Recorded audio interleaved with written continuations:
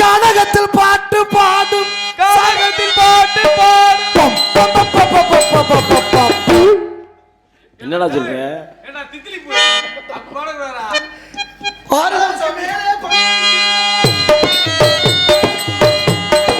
அளவுக்கு மேலே பணமை திருந்தால் அவனும் திருடனும் உண்டோ? அளவுக்கு மேலே பணமை திருந்தால் அவனும் திருடனும் ஒன்றாகும். அளவுக்கு மேலே செலவுகள் செய்தால் அவனும் குருடனும் ஒன்றாகும். அளவுக்கு போகும் பொருளை எடுத்து வறுமைக்கு தந்தால் தருமமடா. கூட்டுக்கு மேலே கூட்டை போட்டு பூட்டி வைத்தால் அது கருமமடா. கடவுளப்பா, அந்த கடவுளுக்கும் அது தெரியுமப்பா. கைக்கு கை மாறு பணமே உன கைப்பற்ற நினைக்குது மனமே. நீ தேடும் போது வருவதுண்டோ விட்டு போது சொல்வதுண்டோ. நீ தேடும் போது வருவதுண்டோ விட்டு போகும் போது சொல்வதுண்டோ.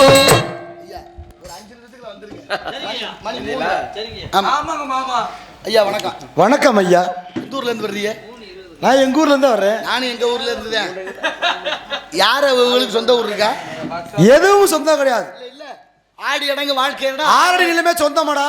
தூங்கும் போது வாங்குகிற மூச்சு சுழி மாறி போனாலும் போச்சு. உலகம் என்ன நாடக மேடையில் அனைவரும் நடிகர்கள். எல்லா பேரும் நடிகர்கள். ஓட்டத்தை எடுக்கணும். ஆமா இருக்குல்ல. நீங்க சொல்றது வாஸ்தவம் தாங்க. ஆடி அடங்க வாழ்க்கையடா. ஆறடில அப்போ இப்ப உள்ள விட்டு எடுத்தா சாம்பல் தான். அதுவும் அவன் சாம்பலா இல்ல அடுப்பு சாம்பலான்னு தெரியாது. இப்பெல்லாம் சுடுகாட்டு கூட போக தேவையில்லை. சுடுகாடு வீட்டுக்கு வருது தேடி. 2 கேஸ் எடுப்ப திறந்து விட்டா 10 நிமிஷத்துல எரிஞ்சு முடிச்சிட்டு சாம்பல் அள்ளி கொடுத்து இந்தான்னு போயிடுறேன். வேற என்னென்னலாம் வீட்டுக்கு வரணுமோ அது வராது. சுடுகாடு வீடு வருது. சுடுகாடு வீட்டுக்கு வருதுங்க. வளர்ச்சி இல்ல நாட்டு வளர்ச்சி தான். பெருமையான மக்கள் தொகை பெருக்க பெருக எல்லாமே வளர்ச்சியில முன்னேற்றமா போயிட்டு இருக்கு. வீடு வருது. 50 பேர் கொஞ்ச நாள்ல எல்லாரும் செத்துருவியா இங்கே எரிச்சிடலாம்னு முடிவு பண்ணிட்டாங்க. வேற வழி இல்ல. அதெல்லாம் போட்டு நான் மேலூர்ல இருந்து வரேன் தம்பி. மேலூர்ல இருந்து எப்படி பஸ் பிடிச்சு வரீங்க? ககன மார்க்கமாக வந்தேன். ககன மார்க்கமாக வரீங்க. தகனம் இல்ல ககனம். ககனம் தகனம்னா அது சொல்லி மார்க்கம், தக மார்க்கம், தாச மார்க்கம், சர்புத்திர மார்க்கம் 4 மார்க்கம் இருக்கு. 4 மார்க்கம். மார்க்கம் சரியா இருக்கணும். ஊருன்னு ஒண்ணு இருந்தா பாதை பல வழி இருக்கும். இருக்குல்ல? இருக்கு. பல வழியாக வந்தாலும் ஊர் வந்து சேர்ந்தா சரி. எங்க மனிதன் எல்லாரும் மனிதன் தான். பாக்குற கண்ணோட்டம் மாறுது இல்ல. ஒவ்வொருத்தருக்கு ரசனை எங்கெங்க இருக்குல்ல. ஆமா இருக்கு. இந்த ரசனையில நீங்க ஒரு கண்ணோட்டத்துல வந்திருப்பீங்க. மனிதன் எல்லாம் தெரிந்து கொண்டான், வாழு வகை புரிந்து கொண்டான். இருந்த போது மனிதனுக்கு ஒன்று மட்டும் தெரியவில்லை. என்ன தெரியல? கொல்லும் பாம்பின் கொடு விஷத்தை சொல்லில் கொடுக்க தெரிந்து கொண்டான். குள்ள நரிபோல் தந்திரத்தால் குடும்பங்களை கெடுக்கவும் தெரிந்து கொண்டான். வெள்ளி பணத்தால் மற்றவரை விலைக்கு வாங்கவும் தெரிந்து கொண்டான். இருந்த போது மனிதனுக்கு ஒன்று மட்டும் தெரியல. என்ன தெரியல? மனிதன் மனிதனாக வாழ தெரியல. இதுல ஒரு விஷயம் இல்ல. குள்ள நரி போல் தந்திரத்தால். குள்ள நரி கிட்ட வந்து தந்திர புத்தி நிறைய இருக்கு பாத்தீங்களா? ஆனா ஒவ்வொரு மனுஷனுக்குமே குள்ள நரி புத்தி இருக்கணுமா? எதுக்கு? அடுத்தவனுக்கு குழி பறிக்கிறதுக்கு இல்ல, அடுத்தவன் பறிக்கிற குழியில விழுகாம தப்பிச்சு ஓடுறதுக்கு. அதுக்கு சுயநினைவோட தன் சிந்தனையோட புத்தியை தீட்டி கொண்டே இருக்கணுமா? குன்றக்குடி அடிகளார் ஒருத்தர் கதை சொல்லுவார். என்ன? பெரியவர், முன்னாள் இருந்த பெரியவர். காட்டுக்கே விலங்கு ராசா சிங்கம். விலங்குகள்ல ராசா சிங்கம். காட்டுக்கே தலைவர் அவர் தான். காட்டுக்கே தலைவர். அவர் என்ன பண்ணுவாரு? அதுக்கு சின்ன சின்ன விலங்குகள் எல்லாம் பிடிச்சி சாப்பிட்டு காலு தலை தோலெல்லாம் அந்த குகைக்குள்ள போட்டு வச்சிருது. சரி. இப்ப நாளாக மீதம் இருந்த அந்த மாமிசம் என்ன ஆகும்? அழுக ஆரம்பிச்சிடும். அழுகுனா துர்நாற்றம் வந்துடும். ஆமா. இப்ப சிங்கத்துக்கே சங்கடமா போச்சு. நம்ம இருக்கிற இடத்துல இந்த நாத்த நாருது. சி, யாரையாவது கூப்பிட்டு கேட்போம் என்ன சொல்றாங்கன்னு பாப்போம் அப்படின்னு அது நினைக்குது. உடனே ஒரு 6 அடி வேங்கையை கூப்பிட்டீங்க வா நீ போய் பாரு நம்ம குகையெல்லாம் எப்படி இருக்குன்னு பாரு, தலைவர் வீடு இல்ல அப்படின்னு போச்சு. அது போய் வந்து ஐயா என்ன இந்த நாத்த நாருது இப்படி போட்டு வச்சிருக்கீங்களே நியாயமான் பலாத்து ஒரு அறை எதுக்கு ஏண்டா நம்ம வீட்டை குறை சொல்றக்கா அவனைய கூட்டியாந்தே போடா அப்படின்னு விரட்டி விட்டுருச்சு. அடுத்தபடியா ஒரு யானையை கூட்டி வந்து நீ பாருன்னுச்சு. யானை வரும்போதே நினைச்சு உண்மையை சொன்னேன் நாருதுன்னு. அதை அடிச்சுவிட்டான். நம்ம அதுக்கு என்னதுக்கு இந்த வேண்டாத வேலை. உள்ள போய் பார்த்துட்டு வந்து நல்லா மணக்குதுன்னுச்சு. சரி ஏண்டா பொய் சொல்றியா நீ அப்படின்னு யானைக்கும் ஒரு அறை. உண்மையை சொன்னவனையும் அடிக்கிறான், பொய்யை சொன்னவனையும் அடிக்கிறான். என்னதான் சொல்றது? இப்ப நரிய கூப்பிட்டு கேக்குது 3ஆவதா. நரி பார்த்துச்சு. அவன் உண்மையை சொன்ன அவனுக்கும் ஓத, இவன் பொய்ய சொன்ன இவனுக்கும் ஓத. நமக்கு எதுக்கு இந்த வேண்டாத வேலை? உள்ள போய் சுத்தி பார்த்துட்டு வந்து தலைவரை ஒரு வாரமா எனக்கு ஜலதோஷம் மூக்கு அடைச்சிக்கிருச்சு ஒன்னும் தெரியலையான்னுச்சான். தப்பிக்கிற புத்தி இருக்கணும். இதான் நரித்தந்திரம். நரி எதை சொல்லணுமோ சொல்ல வேண்டிய இடத்துல சொல்லணும். அப்படி சொல்லக்கூடாது. அச்சம் என்பதில்லையே உச்சி மீது வானிடிந்து விழுகின்ற போதிலும் நல்லதோர் வீணை செய்தே நலங்கட புழுதியில் அறிவதுண்டோ சொல்லடி சிவசக்தி பாடியது பாரதி. நல்ல பொறுக்குதிலேயே நிலைகட்ட மாந்திர நினைந்து விட்டால் நெஞ்சு பொறுக்குதிலே பாடியதும் பாரதி. நல்லது நீங்க சொல்றீங்க. சில பேர் கேட்கிறாங்க ஏன்னா நேர இருக்கிற மரம் தான் முதல்ல அறுபடும், நேர இருக்கிற ஆணிதான் சீக்கிரம் அடிபடும், நேர்மையாக சீக்கிரம் தண்டிக்கப்படுவா. நல்லது செஞ்சாலே பல பிரச்சனை. முதல்ல மிக நல்லவர்களாக ஆபத்தினார் மேல்நாட்டறிஞன் பெருநாட்சா நம்மளே நல்லவனா இருப்போம். ஆனா நம்ம செய்யற நல்லது பிறருக்கு தப்பா போயிடும். இப்படித்தான் பாருங்க, காட்டுக்குள்ள ஒரு யானை. இந்த யானைக்கு ஒரு புத்தி. என்ன புத்தினா, நல்லது பண்ணணும்ன்ற புத்தி. நல்லது பண்ணாதான் சில பேருக்கு பிடிக்காத. ஆனா அந்த நல்லது பண்ற யானை என்ன பண்ணுச்சா, ஒரு நாள் காட்டுல இறந்து போறப்ப மரத்துல இருந்து ஒரு குருவி கூடு 3 முட்டையோட காத்தடிச்சு கீழே விழுந்துருச்சு. இந்த யானைக்கு நல்லது பண்ற புத்தி. இந்த தும்பிச்சாங்கைய கொண்டு இந்த கூட வச்சு மரத்து மேல தூக்கி வச்சா யானை. தும்பிக்கை தானே அந்த தும்பிக்கை தும்பிச்சாங்கைங்கிறது எப்படி? அதுக்கு அதானுங்க கையே தும்பிக்கை தானேயா? ஆமா. அப்ப தும்பிச்சாங்கைன்னு ஒண்ணு இருக்கா? இருக்குல்ல. இப்ப மனிதனுக்கு கைகள், மனிதனுக்கு தேவை நம்பிக்கை வேணும். நம்பிக்கை, அது வேற தும்பிக்கை. அப்படி சொல்லு. அப்படித்தான் சொல் பெற நிறையா இருக்குல்ல. இப்ப இந்த தும்பிக்கையை கொண்டு மேல தூக்கி வைக்க மறுபடியும் காத்தடிச்சு இந்த முட்டை கீழே விழுக 3 முட்டையில 1 முட்டை உடஞ்சு போச்சு. யானைக்கு சங்கட்டம். நம்மளும் நல்லது பண்றவ, நம்ம தூக்கி வச்ச முட்டை உடஞ்சு போச்சு சொல்லிவிட்டு யானை ரொம்ப வயிற்றுச்சல் இருக்கு. இருந்தாலும் பறவை கூட மரத்துலாலும் இருக்கும். மறுபடியும் தும்பிக்கையை கொண்டு மேல தூக்கி வைக்க மறுபடியும் காத்தடிச்சு கீழே விழுந்து போச்சு. 2வது முட்டையும் உடஞ்சு போச்சு. இருக்கிறது ஒத்த முட்டை. இப்ப இந்த யானைக்கு என்ன விஷயம், யானையும் நல்லது பண்ற யானை. அப்பதான் யானை நினைச்சா மறுபடியும் மரத்து மேல வச்சா மறுபடியும் காத்தடிச்சு இந்த ஒத்த முட்டையும் விழுக வாய்ப்பு இருக்கு. தாய்க்குருவி இறவரக்க போயிட்டு திருப்பி வர்றப்ப கூட்ட பார்த்துட்டு தான் முட்டையிலன்னா அந்த குருவியோட மனசு என்ன பாடுபடும்.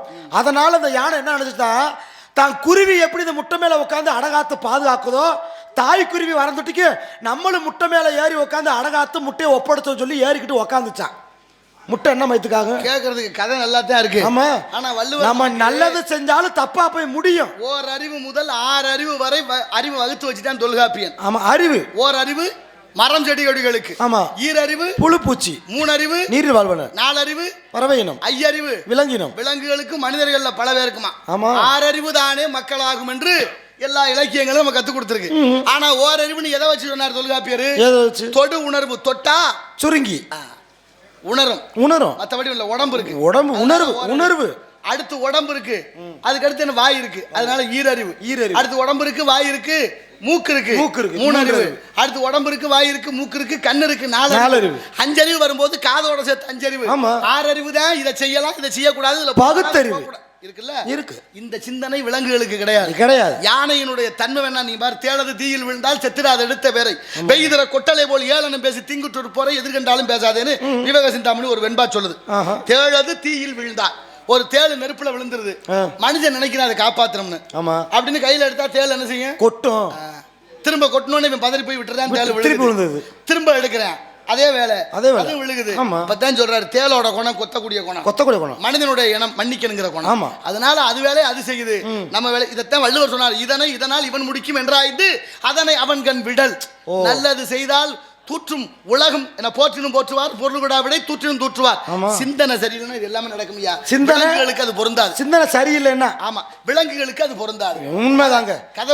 வீட்டை கட்ட ஒருவன் பிறந்து விட்டா கண்ணைக்கு வாழ்விலும் கலங்க உண்டா. வீட்டை விட்டு கிளம்புறப்ப பூனை குறுக்கு போச்சு என்ன சொல்லுவான்? சகுனம் சரியில்லை, வீட்டுல உட்காந்து தண்ணி குடிச்சு போன்னு சொல்லுவான். அது தப்பு. ஏன் தப்பு? ஏங்க நிறைய பேரு ஒரு எங்கேயோ கிளம்புறப்ப பூனை குறுக்க போச்சுன்னா பிரச்சனை வருதா? கிடையாது.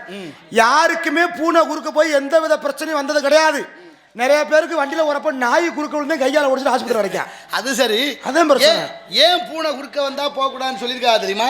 அந்த பழமொழி இங்க இருந்து வரல. இங்க இருந்து அந்த காலத்துல மன்னர் காலத்துல இருந்து வந்தது. மன்னர்கள் எல்லாம் மருவியது. ரகசியமாக ஒரு நாடு விட்டு ஒரு நாடு போறது வழக்கம். இரவு நேரங்களில் குதிரையில போற போது பூனை வீட்டுகள்ல வளர்க்கிற பிராணி. வீடுகள் இருந்தா பூனை தெரியும். பூனை வந்துருச்சுன்னா என்ன செய்வாங்களாம்? இந்த பக்கம் வீடு இருக்கு இங்கிட்டு போக கூடாதுன்னு திரும்பி போயிருவாங்களாம் வேற பக்கம். ஏன்னா படையோட ஒரு 50 பேர் 100 பேர் மொத்தமா குதிரையில வந்தா ஒரு அச்சப்படுவாங்க மக்கள். அப்படி ஒரு பயத்தை உண்டு பண்ணக்கூடாது. பூனை குறுக்க வந்துட்டா ஊர் இருக்குன்னு நினைச்சு பக்கத்துல ஊர் இருக்குன்னு நினைச்சுக்கிட்டு திரும்பி போற வழக்கம் இருந்திருக்கு. இதனாலதான் பூனை குறுக்க வந்தா போக கூடாதுங்கிற வார்த்தை வந்துச்சு. இன்னொரு விஷயம் தெரியுங்களா? ஆமை பூந்த வீடு ஆமை பூந்தது இல்லது, அமீனா பூந்த வீடுன்னு சொல்லுவாங்க. ஆமை பூந்த வீடு விளங்காது. அப்படி இல்ல, ஆமை கூர்ம அவதாரம். அதுக்கு விளக்கம் இருக்குங்க. காசிக்கு போய் பாரு, ஆமையத்தான் கும்பிடுறாங்க. அது நீங்க கடவுள் தான் சொல்றீங்க. நீங்க சொன்னதுல பழமொழி. இதே போல ஆமை பூந்த வீடு ஏன் விளங்காதுன்னா, இந்த கடல் சார்ந்த மக்கள் இருக்காங்கல்ல, இந்த கடல் சார்ந்த ஏன்னா ஆழ்கடல்ல சிறப்பான இந்த நீர்வழி பாதையை அறியக்கூட தன்மை ஆமைக்கு உண்டு. மொத்த உயிரினங்களிலே அதிகமான ஆயுள் காலம் கொண்டது ஒரு உயிரினம் ஆமைதான். உயர்ந்த ஆயுள் காலம் 800 வருடம். எப்படி விட்டாலும் கரைக்கு திரும்ப வரக்கூடிய தன்மை இருக்கிறது யாரு கேட்டா ஆமைக்கு தான். ஏத சொல்றாங்கன்னா எத்தனை வருஷம் ஆனாலும் எந்த இடத்துல முட்டையிட தேர்வு செய்தா அந்த இடத்துல திரும்ப கரெக்டா திருப்பி வந்துரும். இப்ப எத்தனை மாதம் ஆனாலும் முட்டையிட்டு வேற இடத்துக்கு போனா கூட அங்க போய் நினைக்கும் போது இங்க முட்டை குஞ்சு பொரிக்கும். இப்ப பேரு மானச தீட்சை. உங்களுக்கு நான் பொண்ணு கொடுக்குறேன்னு வச்சுக்கோங்களேன், உங்களை பொண்ணு கொடுக்குறேன்னா உங்க வீட்டை வந்து மாப்பிள்ளை வீட்டுக்காரன் சோதனை பண்ணா பண்ண மாட்டானா? பாப்பாங்க பொண்ணு வீடு எப்படிப்பா விசாரிச்சு வருவாங்க பார்த்தீங்களா? இதே போல அந்த கடல் ஓரக்கரை இருக்கவங்களுக்கு பொண்ணு மாப்பிள்ளை பாடு பாக்குறவங்களுக்கு வீட்டுக்கு போவாங்களாம். இந்த அப்ப இருக்கிற மீனவர்கள் என்ன பண்ணுவாங்களாம், வீட்டுக்கு இப்ப நாய் வளர்க்குற மாதிரி வீட்டுக்கு ஒரு ஆமையை வளர்ப்பாங்களாம். என்ன காரணம் தெரியுங்களா? கடல்ல கலங்கரை விளக்கு இல்லாத காலத்துல கடல்ல வழி மாறி போயிட்டா இந்த ஆமையை பின்தொடர்ந்து கரை வந்து சேர்ந்தோம்னு நம்பிக்கை. ஏன்னா இந்த ஆழ்கடல்லையும் போய் மீன் பிடிக்கிறவங்க இந்த ஆமையை வளர்ப்பாங்களாம்.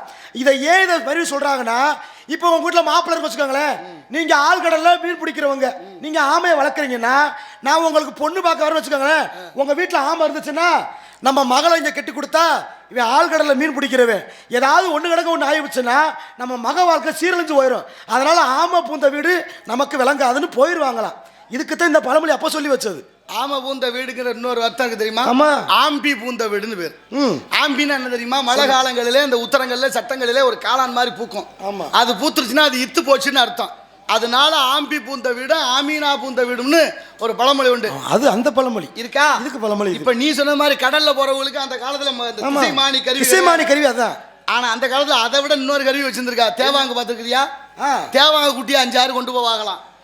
கடல்ல திசை தெரியாத போது தேவாங்க குட்டியை தூக்கி வச்சோம்னா நீங்க எந்த பக்கமா வச்சாலும் அந்த வடக்கு பக்கம் திருப்பிக்கிறோம். அதனாலதான் தேவாங்கு திசை காட்டும் கருவியாக பயன்பட்டு எல்லாமே உதவுனதுதான். ஒருத்தன் அடிச்சு விட்டேன், ஏன்டா அடிச்சான்னு கேட்கிறேன். சரி, 6 மாதத்துக்கு முன்னால நீ திட்டினி இல்ல, அதுக்கு தான் உன்னை அடிக்கிறேன்னு. ஏன்டா 6 மாதத்துக்கு முன்னால திட்டினதுக்கு 6 மாதம் கழிச்சு வந்து இப்ப அடிக்கிறேன் எவனடா சொல்லி திட்டினேன்னு கேட்கிறேன். நீ என்னை தேவாங்கன்னு சொல்லி திட்டினா என்ன? தேவாங்கன்னு சொல்லி திட்டினது 6 மாசம் ஆச்சு. சரி, இவ்வளவு நாள் என்னடா பண்ண? தேவாங்க எப்படி இருக்குன்னு தேடி பார்த்தேன், நேத்தான் தேவாங்க பார்த்தேன்னு. அப்ப அவனுக்கு அப்பதான் தேவாங்க பார்த்ததுக்கு அப்புறம் தான் அவனுக்கு ரோசம் வந்திருக்கு. ரோசம் சில விஷயங்களை உணர்ந்தால் மட்டுமே முடியுமே தவிர உணர்ந்தால் அன்றி உணர்த்த முடியாதான். ஏன்னா விதி, இந்த பூமி 2 விதிக்கு கட்டுப்பட்டது. ஒன்னு இயங்கம், இன்னொன்னு இயக்கம். இயங்கிறது தன்வினை, இயக்குவது பிறர்வினை. இது இலக்கணத்துல. இதையே சொல்லணும்னா மின்சாரம் பாயும், எல்லாருக்கும் தெரியும். எப்படி பாயுன்னு கேட்டா தெரியாதுங்க, கைய வச்சு பார்த்தா தான் தெரியும். உலகத்திலே கலப்படம் இல்லாத ஒரு விஷயம் கரண்ட் தாங்க. ஆனா திருடுறதுக்கு வாய்ப்பா இருக்கு, அது நிறைய. ஆனாலும் பாரு திருட்டு எல்லாத்துலயும் இருக்கு, எல்லாருக்கும் தெரியும். எப்படி சுட்டுச்சுன்னு கேட்டா புடிச்சு சுட்டு காமிக்கணும், அடிச்சா வலிக்குன்னு தெரியும்.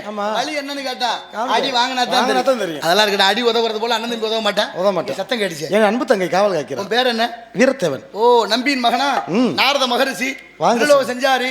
வாழ்க வாழ்க வல்லாமல் ஆசீர்வாதங்கள் எப்பயுமே இருக்கு. பார்க்கணும். இதோ அதுக்கு முன்னாடி எனக்கு காதலி ஒருவர் இருக்கிறார், அவளை சந்தித்து தாங்கள் ஆசீர்வாதம் கொடுக்க வேண்டும். அப்படியா? எல்லாரும் சீக்கிரம் வாங்க, மொத்தமா கூட்டிட்டு எல்லாரும். இதோ நாங்க என்ன தவணைக்கா கூட்டி வர்றோம், தாங்க சற்று ஓய்வெடுங்க சுவாமி. நம்ம சுருக்கம் ஓய்வெடுக்கிறதுக்கெல்லாம் நேரம் இல்ல வரதுக்கு நீங்க போங்க, நான் அவளை அழைத்து வருகிறேன். கண்ணே தாராவதி, கண்ணே கொய்யாப்பழம்,